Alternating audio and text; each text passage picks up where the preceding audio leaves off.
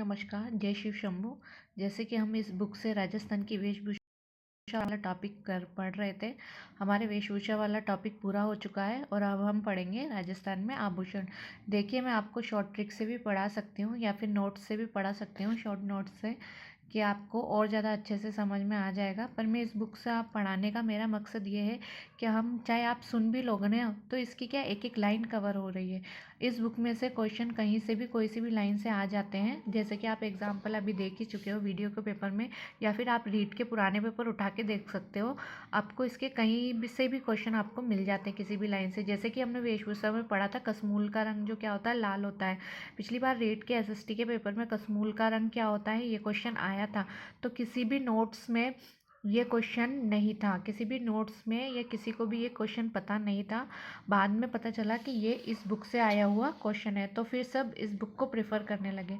तो मेरा इस बुक के एक एक लाइन पढ़ाने का मकसद यही है कि आपको पता चले कि इस बुक में क्या क्या दे रखा है और कहाँ कहाँ से क्वेश्चन बने हैं। तो ठीक है, आइए हम शुरू करते हैं राजस्थान के आभूषणों के बारे में।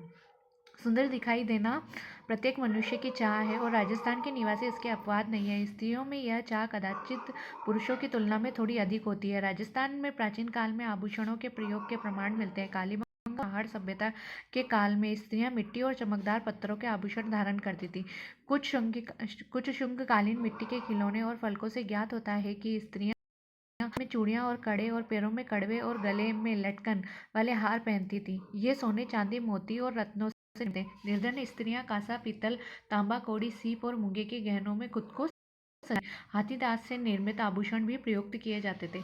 मध्यकाल तक आभूषणों की बनावट में काफी परिवर्तन आए। तत्कालीन साहित्य और शिल्प में इसकी अनेक वानगियां दी जा सकती हैं। ओसिया, नागदा, देलवाड़ा, कुंभलगढ़ आदि मूर्तियों में कुंडल, हार, बाजूबंद, कंकड़, नुपुर, मुद्रिका आदि के अनेक रूप और आकार प्रकार दृष्टिगत होते हैं। आभूषण के ये प्रकार वर्तमान काल तक प्रचलित हैं। स्त्रियों द्वारा सिर पर बांधे जाने वाले गहने को, अब देखिए, आभूषण आ चुके हैं जो स्त्रियों के आभूषण है, उनमें देखिए सिर पर बांधे जाने वाले गहने को बोर, बोला, शीशफुल, रखड़ी और टिकला कहा जाता है। तो ये क्या है, सिर पर जो बांधे जाने वाले आभूषण है ये है। कंठ में धारण किए जाने वाले आभूषण क्या है, थमड़ियों, थेड़ियों, आड़, मूठिया, झालरा, ठुस्सी। तो ये क्वेश्चन आ चुका है, ठुस्सी को क्वेश्चन आ चुका है ठुस्सी से, और थामड़ियों से भी क्वेश्चन आ चुका है। गले और वृक्ष पर धारण किए जाने वाले आभूषणों में तुलसी, बजट्टी से क्वेश्चन आ चुका है। हालरो, हांसली से भी क्वेश्चन आ चुका है। तिमड़िया से भी क्वेश्चन आ चुका है। पोत, चंद्रहार से क्वेश्चन आ चुका है। कंठमाला, हमेला, हाकार, मांदलिया से भी क्वेश्चन आ चुका है। चपकली, हार, सरी, कंठी से भी क्वेश्चन आ चुका है, आदि प्रमुख हैं। तो ये सब क्या है, वक्ष पर धारण किए, गले और वक्ष पर धारण किए जाने वाले आभूषण है। नेक्स्ट है कानों में पहने जाने वाले आभूषणों में कर्णफूल, पीपल पत्रा से क्वेश्चन आ चुका है। फूल, झुमका, अंगोटिया से भी क्वेश्चन आ चुका है। झेला, लटकन से भी क्वेश्चन आ चुका है। टोटी से भी क्वेश्चन आ चुका है। ठीक है, आदि और हाथों में कड़ा, कंकड़, मोकड़ी, ये मोकड़ी से क्वेश्चन आ चुका है। मोकड़ी क्या होती है, लाख से निर्मित क्या होती है, चूड़ियाँ होती हैं।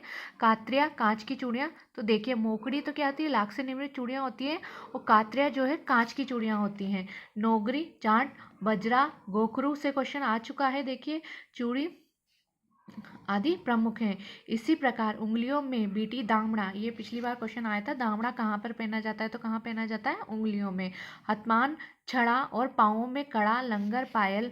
अब देखिए, पाँव के शुरू हो चुके हैं आभूषण, कड़ा, लंगर, पायल, पाजेब, घुंघरू, नुपुर, झांझर और नेवरी। देखिए, ये क्वेश्चन आया था, नेवरी कहाँ पर पहने जाने वाला आभूषण है, तो पैर में पहने जाने वाला आभूषण है। नाक में नथ, बेसरी, बारी, भोगली, कांटा, चुन्नी, चौप, ये क्वेश्चन आ चुका है, चौप से। भंवर, कड़ी आदि। और कमर में, अब देखिए कमर के आभूषण शुरू हो चुके हैं। कमर में कंदोरा, करघनी पहने जाते हैं। दांतों में सोने की परत को खोल बनाकर चढ़ाई जाती है, जिसे रखन कहते हैं। ये क्वेश्चन आ चुका है, रखन क्या है, रखन क्या है, दांतों का आभूषण है। तो क्या जाता है, इसमें सोने के पत्थर की खोल बनाकर चढ़ाई जाती है, इसे क्या कहते हैं, हम रखन कहते हैं। स्त्री द्वारा दांतों के बीच में सोने की कील जड़वाना चूप कहलाता है। ठीक है, चुप क्या है, स्त्रियों में पहने जाने वाला दांतों का आभूषण है। और रखन क्या पुरुषों में पहने जाने वाला आभूषण है। तो चूप जो है ये देखिए, एक तो दांतों में जाने वाला आभूषण उसको क्या कहते हैं, चूप कहते हैं। और नाक में जो पहने जाने वाला आभूषण है उसको क्या कहते हैं, चौप कहते हैं। तो चूप और चौप दोनों से ही क्वेश्चन आ चुका है। तो ये आप इनका डिफरेंस ध्यान रखिए कि नाक में पहने जाने वाला आभूषण चौप है और दांतों में पहने जाने वाला आभूषण क्या है, चूप है। राजस्थान में पुरुषों में अनेक प्रकार के आभूषण धारण करते रहे हैं। कानों में मुरकिया, एक क्वेश्चन आ चुका है मुरकिया से। लौंग, झाले, छेल कड़ी से भी क्वेश्चन आ चुका है। हाथों में बाजूबंद, कड़ा। अब देखिए हाथों के आभूषण पुरुषों के बाजूबंद, कड़ा, नरमुख और उंगलियों में अंगूठी, बीटियां और मुंदड़ियां से भी क्वेश्चन आ चुका है। ठीक है, मुंदड़ियां भी क्या है, हाथों में उंगलियों में पहनी जाती है। मुंदड़ियां कहाँ पहनी जाती है, उंगलियों में। आदि पहनने का जो रिवाज था वो अब भी काफ़ी कम हो गया है, लेकिन ग्रामीण क्षेत्रों में अब भी ये आभूषण पहने जाते हैं। बच्चों को भी विविध प्रकार के आभूषण पहनाए जाते हैं। बच्चों में कंठ में हंसुली, देखिए तो हंसली के बारे में तो हम सब जानते हैं। हाथ और पाँवों में कड़े और कानों में मोती या लूंग पहनाए जाते हैं।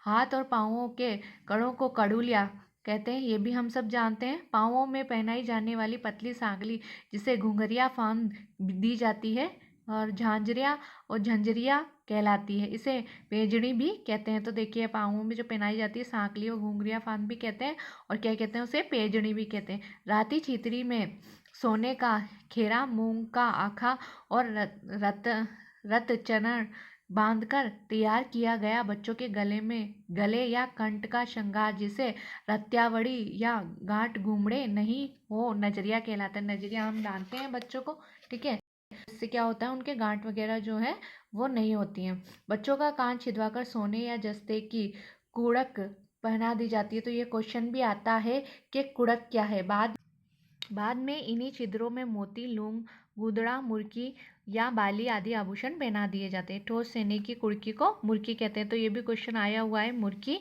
क्या होती है। ठीक है, नेक्स्ट है, राजस्थान में आभूषण निर्माण की भी बहुत प्रसिद्ध परंपरा रही है। राजस्थान की राजधानी जयपुर की स्थापना के समय इसके संस्थापक के मनोमस्तिष्क में आभूषण की कितनी महत्वता थी, इसका मान इस बात से होता है कि उन्होंने जयपुर के प्रमुख बाजार का नाम जौहरी बाजार रखा।